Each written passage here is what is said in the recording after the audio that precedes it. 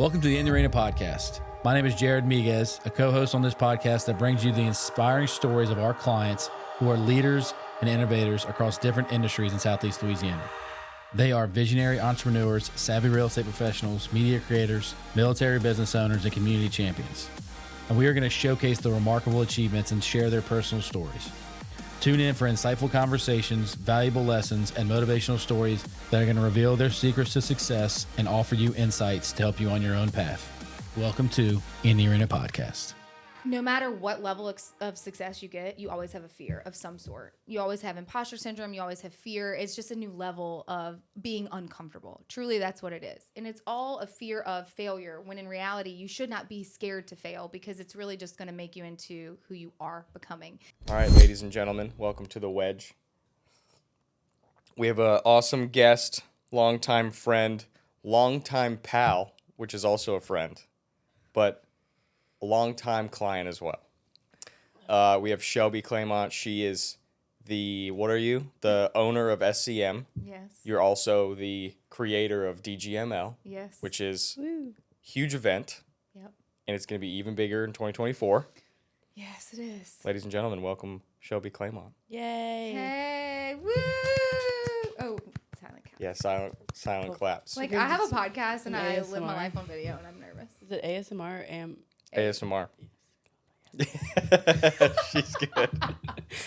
How you doing, buddy? I'm good. How are you? I'm good. We're hanging out. Yeah. Excited to have you. I know. I'm excited. I'm nervous, but hey, we're here. We don't have a plan. It's fine. And I you need love to know. You know, every time I have someone on my podcast, I'm like, I don't want, like, I know a little bit about you. Right. But I don't want, like, questions written out because then I'll be like, oh, wait, shoot, I forgot to ask this question, this question, this Yeah. question. I want it to be, like, a good conversation. I always think that I want to be prepared. Yes. And then if I prepare too much, then I get in my head about it and I'm like, I can't talk to you like a real person because No. I'm Yeah. too... But you're just. And Jonah hates plans, so it's a good... Yep. It means you're good at what you do if you just walk into the room and you're like, what's up? How's It, it like, going? flows. Yeah. Yes. Yeah. So with that being said, Yeah. I know your story. You talk about your story a lot. Yes. But what is your story from when you were in corporate? Okay. Go there. Or you can just go back to when you were born. You can do that too if you want. Okay. From the beginning. It was October 14th, 1990 in Baton Rouge after the Saints game. The doctor delivered me. Wow. He made my parents wait. Did Okay, we anyway, win? That's not really what you asked for. Anyway. Did he really make him wait though? Yes. My mom was like, Wait, "Are you because he kidding?" was watching? Yes. Oh, that's funny. Yes. That is so And typical. so, okay, so went to LSU, and then I went to Thibodeau for oil and gas. I don't really know anything about you, so... You want me to give you all of it? No, but, you know, like, I only see, like... only thing I know about is I was in corporate, and then I left, and then that's all. That's all. She edits my podcast, everyone. Whatever. Mallory. Okay, so LSU, and then I went to Thibodeau. I was still a student at LSU. I thought I got my dream job. I was 23 years old. And I was like, hell yeah, I'm going to ride on private jets. I was the marketing director. Like, truly walked out, and I thought I was making all the money in the world. And I was like, this is, like, thinking back, I'm like, okay, no, that was not right. But I was having so much fun. I was like, I want to be the CMO. And at that moment, I was like, I don't even know what that is, but, like, it sounds cool, like, whatever. And then, obviously, it's not that difficult to figure it out. But I was there for 8 years. And so, in the beginning, it was amazing because I would just, like, jump on a plane and leave. Like, literally, we'd have client meetings. We would go to conferences, whatever that might look like. And all I had at the time was a Yorkie. And so, I literally would call my parents, hey, can you come get my dog? And then I met Jonathan, and I had kids, and I was like, okay, this is not what I want to do in life. And the company that I was with didn't believe in marketing. So it was like I was the receptionist, but at the same time, I was also like the marketing person that did the website and the video and the social and the print and like everything under the sun, but they didn't want to believe in like social media, which obviously to my core, I know that works. And so I always tell everyone this is, I wish I could remember the day I looked at my boss and I was like, can I go to this social media marketing conference in California? And I knew in my heart that he was going to say no. But obviously I know nothing because he said yes. And I was like, okay. And so went to California. It was the week before COVID. And Oh, really? Yes. Oh, Okay. Because everybody was literally like, you're going to bring COVID You went to back. California? I lived in California for COVID, Yes. so... Literally the week. I came back. It was my kid's birthday. They shut down the world on a You almost Wednesday. got stuck. Yeah. Where was it? Nice. It was in LA? It was in San Diego. Oh, sweet. Okay, Yeah. fine. So we went and social media marketing world. And I was like, holy shit, there's a market for social media managers. Like, people believe in marketing? What do you mean? Like, what is going on? And so I came back. We had just found out I was newly pregnant with my second.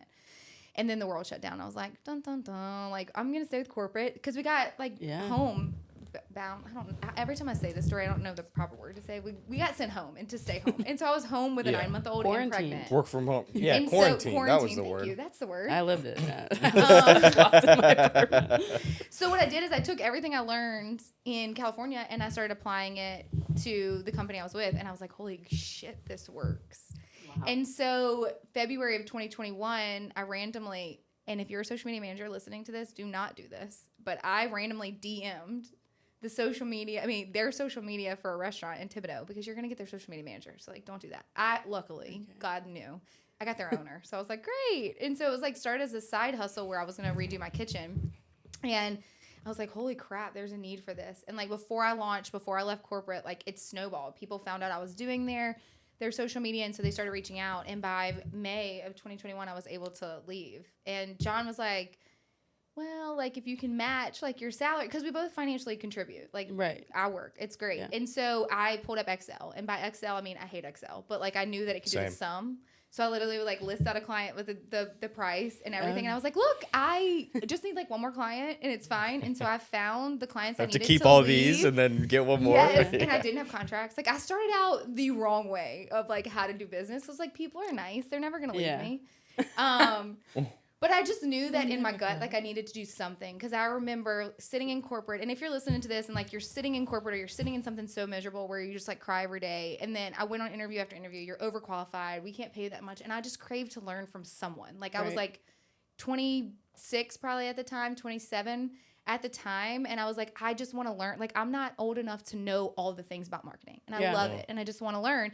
And then I just got sick of like getting rejected, truly. And so I went home and I was like, you know what? This is God's plan. I'm supposed to go to work at this place. I'm supposed to come home, prepare dinner, take care of my kids. Like this is what I'm supposed to do. And then went to California, and my world turned upside down in a Wow. good way. And then ever since then, y'all, it's been a freaking roller coaster. And then I decided to launch a conference and a podcast, and we have a team. And so it's like, it's good. It's good. So yeah. So you've only been doing this for 3 years? Yes. That's wild. I didn't know that. It feels, when you live in the world, and I think anybody listening to this that is a social media manager, or even in like the creative space, or even actually owning a business, like when you go in, it feels like 10 when it's 1. Yeah. It's like Oh, I've been yeah. in business for 1 You've year. lived And I'm many like, lives. like Yeah. I feel like I've been in business for a really long time.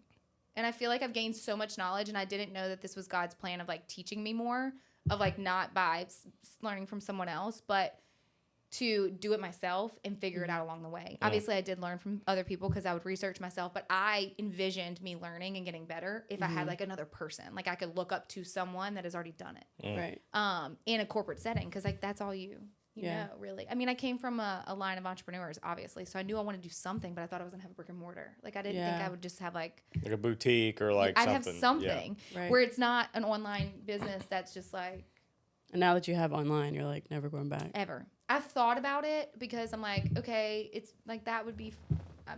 I really actually don't have any thoughts about it, but like I really did have a thought about doing it, but I was like, no, because I can go work from the beach. I can take the boys on a vacation and work a Yeah. couple hours, or like go work anywhere, and I'm not tied to like one location. Yeah. So it's really cool. I like it. It's been a whirlwind. I feel like it's aged me, but it's fine. You look I mean, great. you're not gray, so that's good. It's good. It's fake. It's fake. I love it. Yeah, it's funny. Like when we started, or I was freelance for a long time, Yeah. and it's not like a business, right? Yeah. Like, and you don't treat it like one generally, but like once you start really treating it like a business, that's when it becomes real, Yes. and you create processes, and that's when stuff is like so much different than just like collecting the check or like managing 6 clients. It's like, Yes. no, this is like, it starts to become its own thing. Yep. And it became your own thing pretty damn fast. Fast. Like I remember we met at a place, Yes. and you together. were the social media manager there. Yes. And we met, Yes. Okay. and did you have a team at that point in 2022? Yes. So I always had a team. I didn't have a full-time team. So like my first I lied to you. I had one in 2021. It didn't work out. She was good for a period of time, but Heather probably was my first That's really right. good full-timer. And that happened she's been with me 2 years now. So yeah, 2 years ago. So when I met you, like think Heather was she involved. came on right after I had met you, maybe. Yeah. Or right at the same time. I think, yeah, around that time. Because I think because she was doing photography for you. Yeah. And then, yeah, I think we met around the same time. Yeah. So, with that being said, what's your kind of main, or has your business changed in the 2 years? Oh, yeah. How? Because it's changed for me too. But it's interesting because our this video marketing world, or just marketing in general, Yeah. changes like arguably weekly Yeah. in a sense. You know what I mean? Like the practices are the same, Yeah. but like what the deliverables are generally are very different. Right. I think I've learned, well, one, I was naive when I started. I was like, oh, I didn't have contracts, like truly at all. I let people just come in and go as they please because I thought people would just stay. And that was really dumb. My dad tried to tell me, and I was like, no, Dad, you don't know anything. But he's been in business for like ever.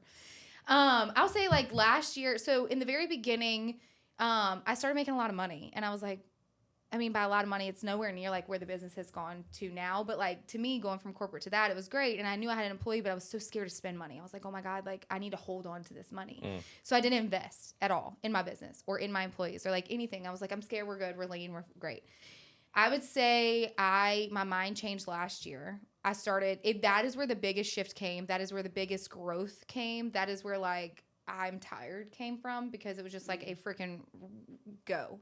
And I believed in myself enough to invest in myself. And so I started investing, and then I started putting systems in place and processes in place that were very good for me not to work in my business, but on my business, and start developing the team that I needed to help me get to that point, because I have other dreams and goals too as this continues to grow and build, or whatever it looks like for SCM with the other side of things as well. So I knew I had to put certain things in place for it to thrive. And so I would say the biggest change was last year when I invested in Jasmine's Mastermind, when I did put a lot of systems and processes in place of like what it looks like behind the scenes, because we were just like figuring it out as we went. And I was like, I had to teach everything. And now it's like everything's beautifully written out. And I have a team that's like can go train someone. And it's just way different than when we started.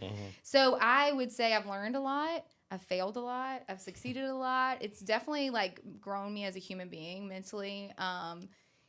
And I wouldn't change it for the world of like anything, but I would say we've definitely changed in the last 3 years. Like there's going to be a huge shift this year. It's just not announced yet. It will be announced in the podcast drop that we're doing, but shift in the world, or what you're doing? Shift in my world. Okay. I don't have that much power. I thought you meant there's like a shift in like a shift something happening. like something different's gonna happen. Here you heard it first. Here there is There a it shift is. coming, but it's not for the world. I'm not that powerful. So Well, you know.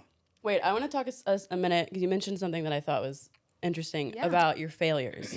So I think, we don't learn anything. We can learn from success, but we learn the most from our failures. oh yeah, And having to do with being a social media manager, being on social media in general, or anything like this, failure is inevitable, but it's also so freaking scary. oh yeah. And I think fear creeps in more than ever when you're trying to put yourself out there. Yeah. Can you speak a little bit about the fear that you had, the fear that you might still have, and how those failures kind of like helped you navigate to where you are now? Yeah.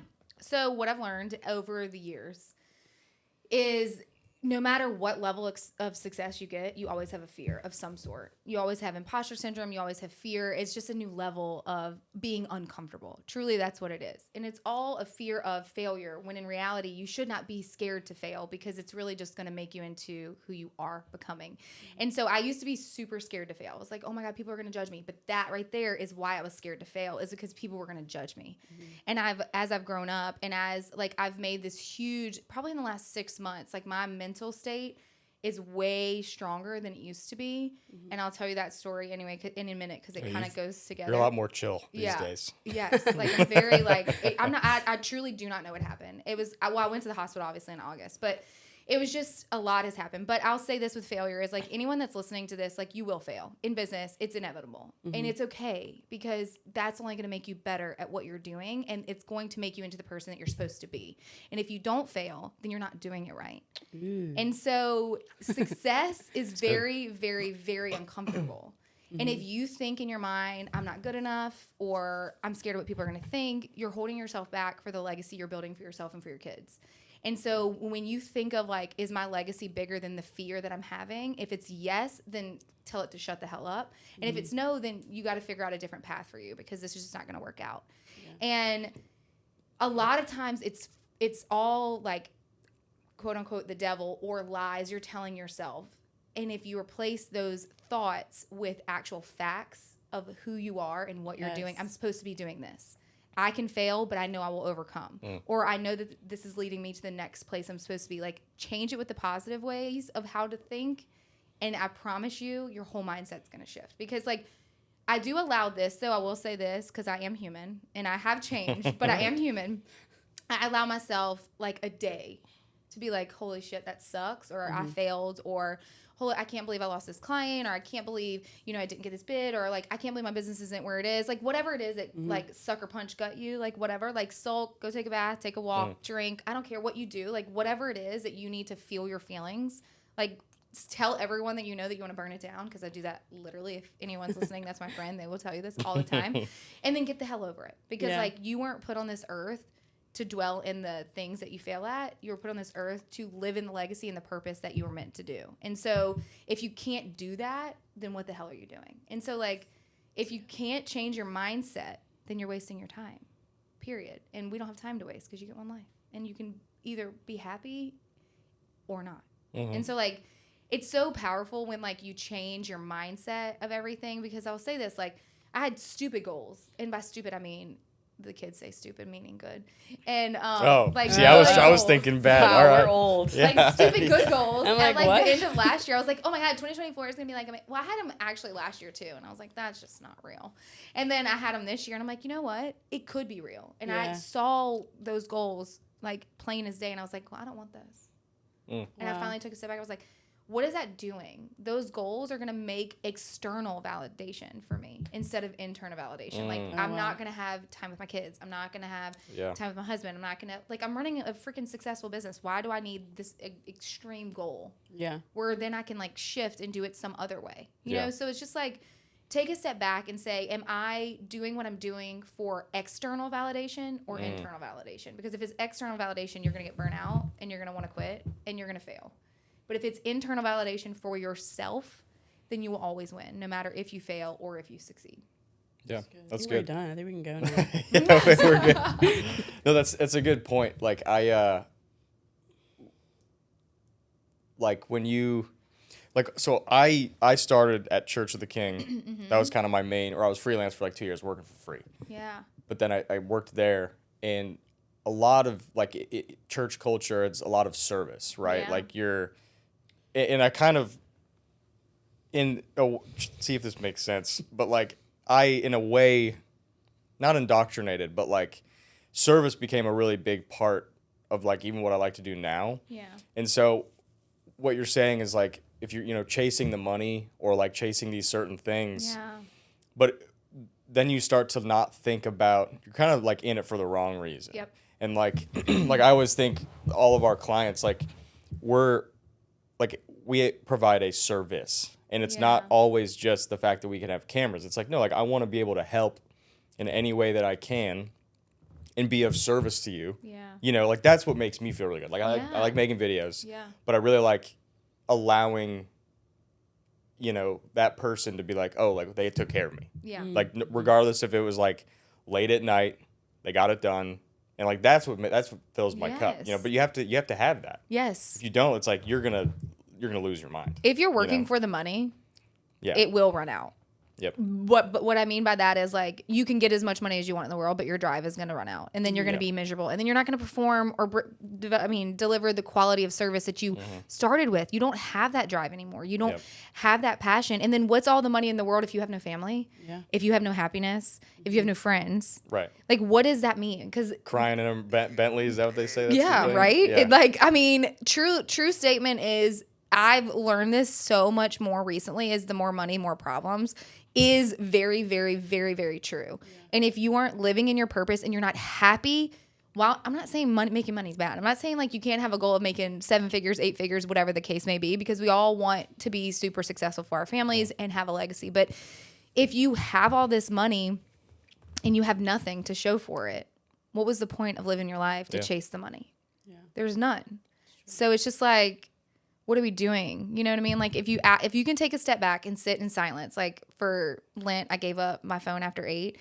well, not my phone, but like I gave up social media, and it was so good because I sat in silence or I read, and I don't read. And like this, like I'm not kidding. Like every time somebody would interview me on podcasts, they'd be like, "What's your favorite book?" I'm like, "Okay, I don't read," and I hate that I admit this, but I have literally, I'm like in the middle, which is very weird. Probably not the best way to read. I'm in the middle of like 4 of them right now. Okay. I read a whole one. I do that. And then like I have like Jamie Lima, Trent Shelton, and then I have this new girl I found. Shoot, I literally just blanked about. It's about sales. And then there's another one that's called Developing Your Superfans. Like I have 4 books that I'm literally in between. It's just like, what mood am I in? But it's like, if you can step back and sit in silence, go for a walk, or just purely turn your phone on Do Not Disturb. Like I love that. I used to hate it. It used to give me anxiety. Now I'm like, you're on Do Not Disturb. and you sit and you ask yourself, what do I want? Yeah. Like we're allowed to ask that because we grew up in a world of we got to hustle, we got to do this, we got to provide for our family. The man does this, the woman does this. We got to do X, Y, Z. Like it's very cut and dry, white and black. Where now it's like, no. Because it's like when I told people when I left corporate, I'm going to be a social media manager, they literally thought I was crazy because they were like, what is that? It goes against the norm because they truly didn't know. I mean, you probably knew because you were in California or any other state knew except Louisiana. They're like, you're crazy. All you do is dance on the internet. And my husband had to sit me down one day and was like, they don't see your bank account. You have got to stop letting the world dictate how you feel and what you're doing. And so we live in a world now where we can make the decisions of, do we want to be homestead? Do we want to homeschool? Do we want to live off the land? Do we want to go work for corporate? Do we want to work for ourselves? You have so many opportunities to do online businesses. Like the world is yours. Yeah. And you don't have to do certain things. You have to ask yourself, what do you want to do? Yeah. And so obviously financially, before anybody comes at me, if you can financially do this, then okay, it has to be smart. You have to do it with your spouse or whomever it might be that you're with or for yourself. If you can financially make this work for you, then I suggest take a step back, ask yourself, what will it take to get me to this point? Is it working a side hustle where I have to grind for like a year to get me to that happy place? Or am I finding corporate? Because that's also fine. Yeah. So it's just like asking yourself, but I feel like a lot of people don't feel like that's allowed of like, I don't feel like I can make these decisions when you can. You just have to figure it out logistically of like what makes sense. Right. Yeah, that's being an adult. That's being but like we forget that we are sometimes. Yes. I'm like, how do I keep these 2 kids alive? Okay. Yeah. What are you supposed to eat for breakfast? Not candy. Got it. All right. Whatever. Let's just go. That's true. That's funny.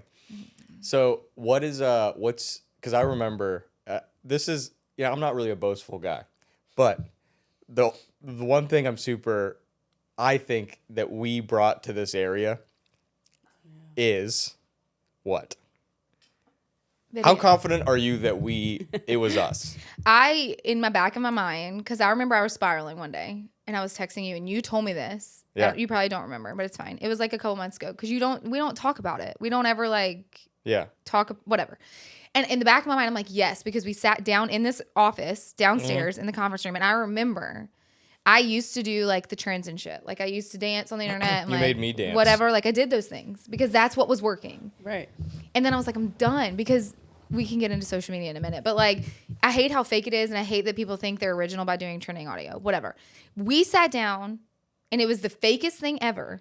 But people on the internet thought it was real. But that's how you make content. I put a microphone in front of me that wasn't even plugged up. And I sat my phone up and I videoed me talking about something. Like somebody said something and it like, I don't even know. It might have pissed me off. I remember it was like. Yeah, it was something a little spicy. Yes. And so I said it and it blew up. And the moment we did that is the moment we all changed. Okay, wait, shit, this is what we should be doing. Yeah. And we met every week at a certain hour. And we did content and we had questions for one another and all of us had our phones up and we filmed ourselves, but it was like a group conversation. So I'm very confident that did happen. Yes. 100%. That was the beginning of the Talking Head stuff? Yeah, yes. Like that was kind of how, because like we had all, you see it and stuff. Okay, let me rephrase. We're not like Alex Hormozy and like those people. Like, no, but like in this area. In this area, yes. I would say we're very confident that's happened. Yes. Yeah, like North Shore. Yes. One without a doubt. Yeah. 100%. God knew we all needed to be in the same room to create something good. Yeah. And it's a so funny. That social platform or like how that content is displayed, right? Is like something that works really well. And really it's just talking. It's just it pulls back the curtain for anyone to get to know you because they now Yes. have your voice. They now see your face. They now see your mannerisms. If you stutter, if you're confident in what you're saying, like it's setting you up as an authoritative figure. And what a lot of people don't know is on social media, those posts could do the best or they could do the worst, but they're still very, very, very valuable. And so like a lot of times with our clients, they're like, well, this person's doing like XYZ trending audio. And I'm like, I really don't care. It's not showing any authenticity, like zero, zilch. Someone else on the internet created that trend and now they're jumping on board. Of course, it's going to go viral. Ask them how many people they converted. When in reality, if you get in front of the camera and you talk directly to the camera, or I'm like, camera, like we have 17 cameras in here. Like if you have one to the side, and it's like, I like to tell people, if you don't feel comfortable talking dead on, set it up to the side. It's just showing Talk to the you wall. know your shit. Yeah. And that is the only way you will set yourself apart from your competitor. Truly is when you show who you are and what you do, because there's a million different social media managers. There's a million different videographers or cinematographers or boutiques or med spas or whatever, law firms, whatever it is. The only way you are going to separate yourself and like develop that bond with your actual consumer is if they feel like they know you and they relate to you and that you know your shit. And the only way to do that is not by training audio. And I will literally argue, obviously it gets me riled up. I argue it until I'm like blue in the face because like truly I think it's so dumb. Like I do it too. Sometimes. I'm like, do you still use it every night? I don't like, dance. No. or, Okay, like- so let me rephrase. Trending audio is still good, but like dancing, if it's your Okay. personality, that's cool. But like I am such a big advocate on interview style Yeah. or B-roll where you can put a trending audio over it. Like I do it a lot where I'm like, shit, I don't have that content. aesthetic, Like as that. opposed to Dancing. doing like physically. Or like pointing. Like Yeah. if you go back to Shelby, OG Shelby, I'm about to do a deep dive. you go all the way back and you I've never scrolled scroll, all the you're way like, back. holy I'm shit. gonna. Like my first Put that post, tonight and be like, it's oh. like, you're like, what is this and why? I don't even want to know you. I'm just gonna start sending you screenshots. Yes. You should see my first video. I'm like, oh my God, this. And I think I sent it out in an email once because I was like, see, I even started somewhere. But Yeah, the thing is, like, I feel like this is a good moment for you to validate this. Can you tell everyone that's listening how nervous I still get You get very nervous. in front of a camera? Yeah. It takes us what could be a 30-second clip, like 2 hours to film. And until he brought me an actual teleprompter for this time changed around your for life. DGML, I just read it and we were done. Changed I mean, your life. it wasn't just done because my brain thinks way too fast. And I literally was like, oh, this is dumb. But like the first one we did on that random Sunday for DGML 1 it took 2 hours. 2 hours God. for a 30-second video. Took some time. So I just want to validate everyone. The guy that videos me is sitting across from me. And he is going to tell you that it takes me longer to film. Well, it takes, I get nervous too, no matter how Yeah. many reps I've put in. You just get used to it. It doesn't get Right. easier. You just get you used get used to to it. it. Yeah. And you can kind of, well, the thing is like, no matter how many, like there's people that are really good at public speaking, but then there's people that like you put them in front of a camera and they just like, they just don't know what to do. They could talk to 3 million people and be fine. But the moment there's lights, the moment there's a camera, it's like they don't know what to do. There is an intimidating factor. It's huge intimidation. But remembering it's not live, like that's a huge the thing. best Is people, part of it. yeah, right. You can go again. Yeah, You can get to do go it again. Like, wait, Mallory, I Yeah. literally can't record a story You on have to Instagram. do it again. No, if anybody's around. Yeah, that's true. still Well, that's can't why do it's it. always in your car. Always in my car. If John walks in and I'm on a good rant, I'm like, damn it, Jonathan. And like, I can't he knows what I do. And Yeah. he has his notifications on because I'm like, you have to watch everything I do. And so like, he knows. So it's like, it's still so weird. I can't do it. I cannot talk to the camera on stories if someone's in the room with me. It's still that. It's I funny. get that. 'cause I it get feels that. cringy still. I It's understand. very cringy, but I can talk to y'all like it's like nothing. Yeah. But I go walk on the stage and I'm like, I turn into a different person. It's like almost blackout. Straight up. I get that. I when you're on stage, it's different because And then you have to put it on, and the energy in the room is like you're just like, this is it. Like there's no room to buzzing. There is no restarts. Yeah, no. Yeah, You just So have to it's- pull it's it a out. different vibe. That's Yeah. live. Yes. Yeah, in a that's sense. really live. That's really live. pressure. Yeah. So I don't want you to like give away your sauce, but like why the things that you implement for your clients and stuff like that. Mm-hmm.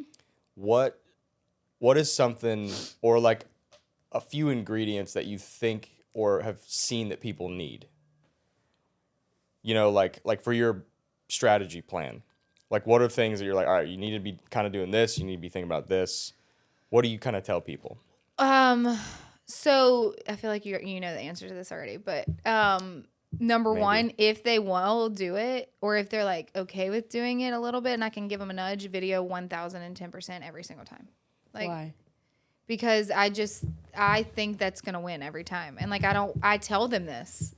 Exactly what I said a while ago. Your talking heads will not do as well as any other content we probably push out unless it is really good in a sense of like it's a controversial topic, or it's you standing in your like it's you like with social media, it's very trial and error. I'm not going to promise you that your stuff's going to go viral. I'm not going to promise you your shit's going to do really well. Like I just had one go super viral and I'm like, I don't even know why. What's happening? Nancy filmed it literally on her phone, sent it to me, and it was just like me dancing. And it was literally like a quote over the top with a trending audio. Like that was it. Like there was nothing. It just hit. It just hit hit at the right moment. But then I will just tell clients this, like, it isn't about the vanity metric. It isn't. So like a lot of our stuff is, yes, analytics are good. Analytics are powerful. And so like we do talk about a lot of things of like I don't have any secrets, so I'll tell y'all everything. But it's video for sure. I do tell them like vanity metrics. We will go over all of their analytics. We will look at their analytics. We will recreate the wheel if it works. If it doesn't work, like those things are good. But I don't hone on that because there are lurkers. And what lurker is they look at your content and they don't engage. They don't do anything, but they could hire you. Majority of my clients they didn't even follow me. Well, those older or engage. The business owner that has an Instagram that's scrolling and sees it, they're not like comment. They're not gonna share it. They're not gonna save it. Like they see it, they're like, oh, that Shelby girl. Like they don't. But you also have to think about like the habits of you. Like if I'm like intentional, which I've been trying to do, is like comment and like, and I try to like anybody I love and like want to, or like anyone, honestly, I'll do their analytics. Like I'll go like, save, like it doesn't bother me because I'm like, they are working really hard. Like I've seen their content looks so good, and it's okay to do that for people. And like, it's okay to like your own shit. It's okay to save your own shit. Like you're working, it's a game. Yeah. And so a lot of times is when we have clients, they're so focused on the numbers of like, we've talked about this before, ROI. If you're doing organic social media, it's really hard to justify like ROI because unless you're pen to paper of where did you come from and it's social media and whatever and you saw us here, like you don't know that.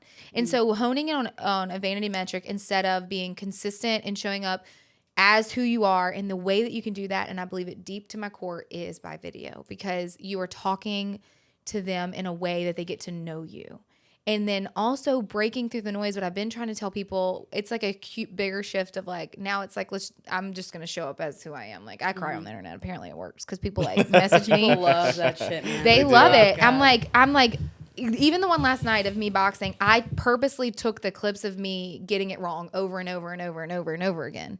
And I did that on purpose. And the amount of people that sent me DMs that said I needed that, it wasn't visible on the post. Like you won't know that. And you don't have to believe me that that's what I get. Right. But a lot of people that when I cry on the internet, when I show up as what I think people need to see, and they need to know they're not alone in the journey of being an entrepreneur or living their life on social media, because that's a mind truly. Yeah. All these things that I don't care. That's what God put me here to do, to be like living my purpose and to do this for you. And that's fine. Like I feel it on my heart. I'm like, I don't know what kind of content I'm going to make today. And then it comes out of nowhere. Yeah.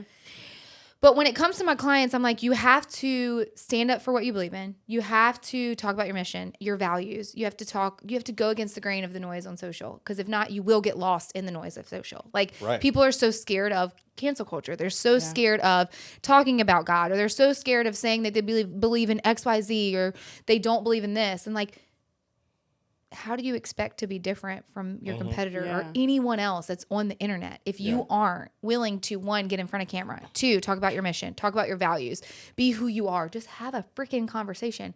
Because at the end of the day, social media is just that. It's social, and people love people, and that's how they buy. They buy from a person. Yep. And a brand is a person. So if you're not willing to showcase that, then I can't tell you.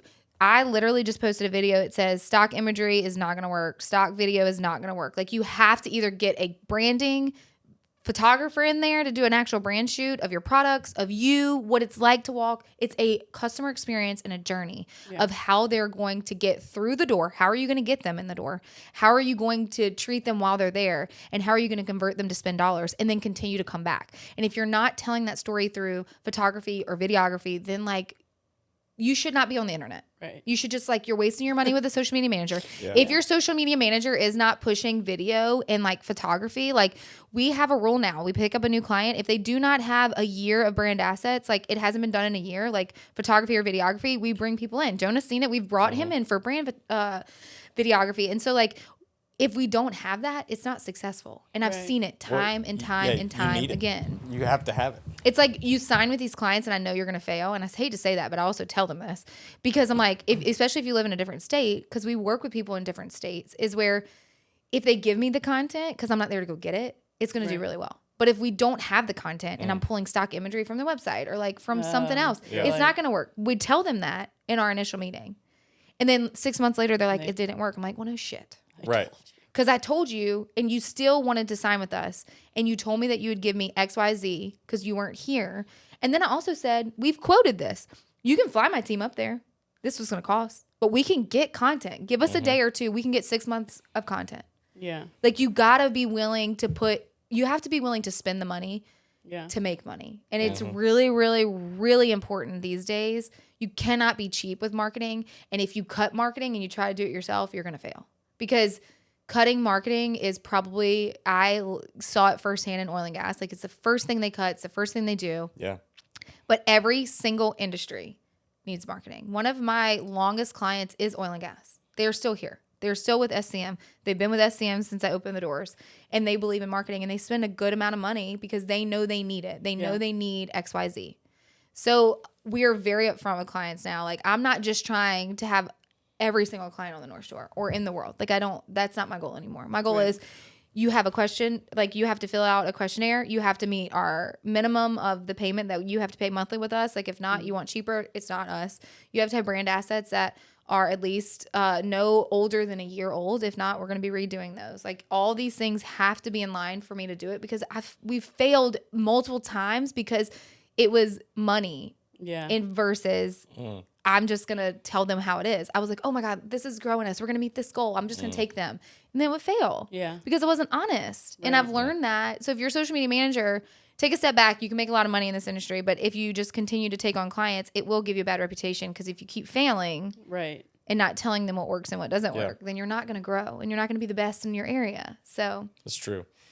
Yeah. Or you take multiple different clients, have multiple different, you're kind of paying for maybe the same thing, but you're kind of pricing them differently to make it work, and then you get a lot of those, and then the content itself just it dips. Yes, you know what I mean. But if you put everybody as level as you can, right? Like I mean, we'll work a deal to make it work, but like that kind of goes to like they're really close to it, but they can't do the brand video. Their budget was $1,900. I'm like, all right, well, we'll film an hour less and we'll make it work for you. But like, it's all kind of dialed in to where it's fair for you and it's also fair for the client. Yeah. Because everything's just like, it's laid out. This is the cost. This is what we charge for it. This is what we charge. Yes. Yeah. And I think that especially you, I mean, I know you're probably a little more giving than me, but like we've worked so hard to get where we are. Like the days of doing, and this is probably going to bite me in the ass saying this out loud, but screw it. New world of Shelby. Doing shit for free is no longer a thing. Unless it's I scratch your back, you scratch my back. Like there's a lot of things you and I like he trades a lot with me on certain things, but like we do it in a way where it's equal and it's even. It levels out at a certain point. Right. And so you can't just be like, hey, like we're way past that point. Like it's to the point where like you don't have to justify your price. And like it's getting to the point, and I was just talking to Stephanie about this. I was like, the amount of social media managers coming out of the freaking woodworks right now is absolutely absurd. And I am fighting over it because in the sense of, one, there's enough to go around. Like, I don't want to work with everyone. Like, I just don't. Because, like, I used to. I just wanted to be the best in Louisiana. Like, no. I still say I'm pretty damn good. Very close to it. But, like, I don't want to have a bidding war. And I know my worth. And I know what my team puts in it. And I know these things. And if they want to go with someone cheaper, that's okay. But what also pisses me off is when they go with someone cheaper and they perform really poorly, and then social media managers get a bad rap. And I'm like, F you. Yeah. It's like personal injury lawyers. Like, that classic like in a wreck, good, you know, and like we just did a brand video for a guy, personal injury guy, an angel. This guy He's is literally the best person. he is precious. I'm like, I want to get hurt. Right, yeah. I want to get in a wreck. I want to get hurt. Yeah, but for him, like, just he cares. Yeah, and so That's awesome. Bringing that in, or making, like, he doesn't want every case. Exactly. And he says that he's like, if there's a big case where my check could be $50,000, he's like, I might not even do it. Because it may just not, like, I'm not, because then I'm going to have to lie. Yeah. For some of those big ones, like, you got to BS your way through a lot of that stuff. Yes. And so, you know, sometimes you got to weigh out your morals too. Yeah. Like, do I need this? Does it sound cool? You know? Sometimes you have to suck it up and sometimes you have to do it. And then sometimes you can okay, do I really need it? What is my mental state? Yeah. Can I handle this? Is it going to be more time than what they're actually paying me? What is the return on it? And maybe that's like them giving you more business, them like whatever, like what does that look like? And if it's justifiable to you to do a price cut or to do a deal with someone, like that makes sense for exposure or whatever the case may be. But if it's not, look, what I've learned truly is when one door closes, it hurts like hell. And like, you're like, oh, I lost that client or someone hated what I did for them or whatever. And I'm like, I failed. It's the opportunity that's coming that is making room. God is making room for your next opportunity. He didn't need that in your life anymore, and you didn't need that. But you aren't in control of that. So, like, you can't say, bye. Like, he's going to do it for you. Like, he's going to do it in some facet. So, like, I truly believe that to my core, too. It's just, like, it's business. And so I have made a vow to myself, like, if it makes sense, I'm going to do it. Mm-hmm. But if it doesn't make sense and it's going to jeopardize my mental state, if it's going to jeopardize my family, my happiness, my team, whatever the case may be, then we're not doing it. And you know what? And I tell people this all the time, like, God has me to the point of if I fail, I'm really good at my job, that I'm going to figure something out. Right. But I'm not going to make myself miserable, my team miserable, my family miserable, end up in the hospital again for something or money again. Mm-hmm. So, like, it's just like a whole mindset thing. And, like, but there's so many young people out there now. They can grind. They want to grind. They don't know. They're not going to listen to us. Because I remember when people used to give me advice. I'm like, you're just old. Right. And now I'm like, wait, what did you say? Like, what did you say? Yeah. But, I mean, it's just business, I guess. Well, like, that's what you just said was, like, there's a bunch of people that are emerging in, and that's fine. But I also think you have to also have you have to realize that the business side is just as important. And so I think a lot of these people that emerge into it, they're like the idea, the glimmer of this certain thing. Yes. But then you got to look at the soft underbelly of owning a business, and all that comes into it. And it sounds kind of like savage to say, but a lot of people they're not gonna make it. They're just not. You're not cut out for the shit. It's a different owning. It's just a different animal. Yeah. Treating something that you love so much, and it's all you want to do, and turning that into a business. I'm like blocking your thing. Turning that into a business. That's a whole other thing that you got to learn and figure out. And sometimes it does lose the glimmer of what you love to do. Yes. At a certain point, and it does, and it happens. It's up and down always, but it's like that decision to change what you love so much, turn it into a business, and then now that's the fight of just maintaining the love for it. Yes. On those times where you're like, I do not want to do 20 clips. Right. Caption. The hours get long. It gets just, it gets gnarly. But then that whole idea goes back to your ambition, your why, or not ambition, your vocation, right? Of like, I'm doing this not because I want to right now, but for the mission of the business that I have. That's what separates people hugely. Yes. On if they're going to continue to do this or not. Is it a money grab, or is it like an intense, like a deep, visceral vocation to do what you're set out to do? Yes. Which means you're going to do a lot of shit that you do not want to do. Like a lot of it. The thing is, like, with our job, both of us, I'll say this. I mean, I've never been in the nitty gritty of like y'all. I mean, we do edit like amateurly videos because, like, I mean, it's Instagram. And it never, like, this is not for the faint of heart. And like a lot of people think that it's like easy because you can make a lot of money. But also, our job, especially ours, does not turn off. It is social media. So Yeah. even if we work and we do it, we're running your account. Right. So if shit hits the fan because you're a restaurant or whatever, you're serving, like whatever it is, it's the internet. Yeah. It doesn't sleep. And so like we don't get to turn it off. You are building this legacy for your family and you work at, like, I'm like, when do you sleep? Like I literally like all the time. It's just like people think it's such a glamour world that we live in where it doesn't turn, your motivation and your fire goes out and it will go out and you will burn out. It's when discipline comes into play that says, I'm going to continue to show up because I know what I want. Yeah. And we're still young and we still have time to build this huge legacy for our family. So that is what has to come into play for that. Because like yesterday, prime example, I was like, I don't want to do any of this. Like, I don't want to go work out. And the guy that literally I was hitting his mitts. He was like, he didn't even know my background of like, I taught boxing. You're just like, I used to box, like not like actually hit people, but like I did it for fitness. And I actually think I'm pretty good at it. Well, I walk in there yesterday and you would have thought it was my first day. My body was like, no, I can't do this. And I wanted to leave after 10 minutes. Wow. You have to have discipline. And that's just like business. Business, you're going to have your ups and downs. Like last August, I had a really low down. Like low down. Like I wanted to legit burn it down. And then, of course, right before DGML went into the freaking hospital. So like it all plays out. But you have to ask yourself, goes back to the very beginning of this episode is, what do you want? How hard are you going to work for it? And is discipline going to overcome motivation? Because you will lose that fire. Right. It will come back. And you will get excited about things because like new endeavors, new ventures, like all these things, like these new ideas. I'm like, Jonah, oh my God, I have a new idea. And I'm like, Shelby has a new idea. Damn it. But like, that's when I get excited when it's like we pivot, we do certain things because you go back to why you started in the beginning. Yeah. And it was because I wanted to teach people I wanted to do marketing because it works and the love for marketing I have. But like doing social media management, is that light a fire under my ass much anymore? No. Yeah. Because it never turns off, but I know it works. But you can also find people and delegate that Yes. like to do engagement, that Yes. like to act as the business, or Yes. that, you know, like that's where the brand itself becomes its own thing. Yep. Right. And can become, you know, it can still maintain. Yep. And you can give other people an opportunity to have a responsibility or to have a leadership or a choice in how they do it. Yeah. And giving up.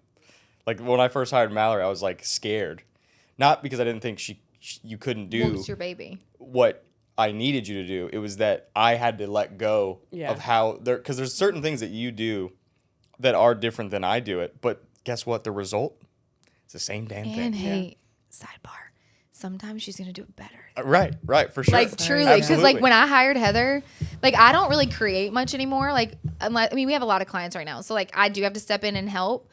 But like I'm like I don't even remember how to do this. Like Right. what? How do I? And then like they'll pump out a graphic or like a video, and I'm like, Yeah. oh, That's The great. thought like of you're me way better than me, you know? editing anything better than you do at this point, I'm like, it's never gonna happen. It's like 13 years on me. I'm like, how do we? Hey, I'm gonna give you kudos. I love how you edit my podcast. Thanks. You do a really great job, and not just like the long one. I'm talking about the hype clips, which Yeah. Jonah just calls like the promo clips or the social clips. I call them hype clips, but like you do a really good job. So Thank don't underestimate You do. yourself. Yeah. You have to like what Elena's one of my employees says is you either have it or you don't have it. Yeah. True. And you can't just say, I'm going to pick up a camera or I'm going to go run an agency or I'm going to do XYZ. If you don't have it, It ain't gonna work. it ain't going to work. Yeah. You can train somebody only to an extent and then that's it. If they don't have the vision, if they don't have the eye, then they're not It's going to very get it. True. Yeah. Especially in this visual industry. That You we're have to in. have that vision. Yeah. It's funny. We probably need to wrap up relatively soon, but Oh, how long have we been talking? A long almost an hour. time. Oh, wow. Hey, guys. We were Yeah. nervous. Okay. No, I knew it would be fine once we started. Yeah. But that brand video that you did where you made the assembly cut. And for Kenneth? yeah, I was like looking at it and I was like That looking was at damn it. good. Yeah. And I was, felt good about that. I was looking at it again and I was editing it and I was putting B-roll and I had the music that you had in there and I was like for me, I'm like, I was kind of giving I was trying to, You were trying to find something wrong with it? well, Yes, or yes, something that I could yes. explain or maybe No, I know. you know, something that like, Yes. okay, so I'm doing this or Mal, like this may not make sense, but the more I was doing it, I was like, this is just great. There's nothing that I can Jonah. like I was trying to embellish on what you did and adding I added a little clip and I was like, no, that doesn't work. This is just good how it is. Thank And you. and Yes. the music I tried, felt I was so like, good. maybe this music would work. And then I went back and was like, no, that music is great. Oh my God, I just had a That moment. is awesome. This was full circle because you said this same thing. I don't remember how you said it. You said this when we first started recording 2 years ago. You were like, you know, when you hire someone good enough to be on your team, you said this, but I can't remember exactly. It was something like when you know you hire someone good for your team, like you try to find ways to teach them or try to tell them X, Y, Z, but they're just good. And you're just like, oh, they're good. It wasn't that exact wording, but when you just said that, I was like, wait, who said that before? And I was like, oh my God, you said that 2 years ago. Yeah. You're like, I don't remember that. I don't. But it makes it sound. I might have to go way back on my phone, my other phone. It makes sense though, because, you know, especially on the business side, like you can't do it all. So you need to find people that are good, and that's hard enough. But when you find those people that are competent, that's a huge thing. It's just competency. Competent like, and actually want to work and right. like believe in your dream and like all those things. That's hard. That's a big So thing you have too. you have a diamond right here. For I know. like small businesses too, it's like I think, and I don't have a business, but I've worked for so many people and I've had a million different jobs that I'm like, it's so important to find someone who, in my heart of hearts, my biggest dream ever isn't to stay in this type of role because I want to make movies, I want to write scripts, like that's what I do. But when I thought about joining the team with you, it's like, do I believe in this person? Do I believe in what they want to do? And can I surrender to their vision to help them do the best, you know? Yeah. I'm like, can I add value to his vision so that I can grow and learn and get these tools under my belt? So I always think about hiring, and because I used to have to hire and fire people for other positions. And I'm like, hire someone who like actually believes in you. Right. Yes. Instead of just being able to do a job, because a lot of people can just do a job. Yeah. But are they going to come in and be like, I really want to make this the best I can do it? Not just for me so that I look good, but like this is your brand. This is your business, your legacy. It's so much more than just like hiring a monkey to do a job. Like it means something. So I think it's like you want to hire people who want to add value to your life. And so it's like, that's I feel why like you need to make a podcast just on that. Thank you, I will. Because like truly, like she's good. If you don't, you better secure her forever. Because I'm trying. When you find someone that believes in your dream and your vision, like do not let them go. We just have to start making movies and we're good. We're in. She's gonna leave. Make movies. All right, so wrap up. What were you gonna say? No, you're good. It wasn't important. Wrap up again. Tell us where people can find you, how they can, what you do, and talk a little bit about what's happening in October. Yes. Okay, guys. Hi, I'm Shelby. If you didn't know that, I own a social media management agency. If you need help with social media, let us know. We also have Damn Good Marketing Live, which is this fall, October 8th and 9th. We will have huge speakers. Like I truly still can't believe we got them. Pinch me moments. We'll put the link if you want to come. It's a marketing conference, but it's for people that are their own businesses, small business owners, working corporate that just need continuing education because that's really what it's geared around. Anyone that's looking or craving to do better, do more in their business or that's working for someone else is welcome. So there were 130 tickets available. I think there's about 70 or 80 left. VIP is almost completely sold out. So if you want your ticket, we'll have it in the show notes below. And yeah. And you can follow me on Shelby Clement on Instagram, and I also have a podcast. We'll link all the things in this. They'll link all the things in the show notes. Yeah. They do my podcast and they're going to do theirs. So it's going to be fun. I'm not going to do anything. There you go. You're good. All right. Ladies and gentlemen, Shelby Clement. What a great time. Oh, thanks for having me. Good job. I appreciate it. That's a wrap.